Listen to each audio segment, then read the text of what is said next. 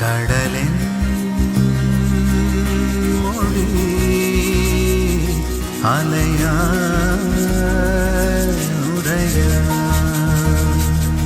காதல் மொழி விழியா இதழா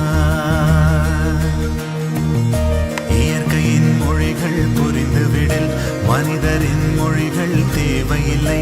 இதயத்தின் மொழிகள் புரிந்துவிடில் மனிதர்க்கு மொழியே தேவையில்லை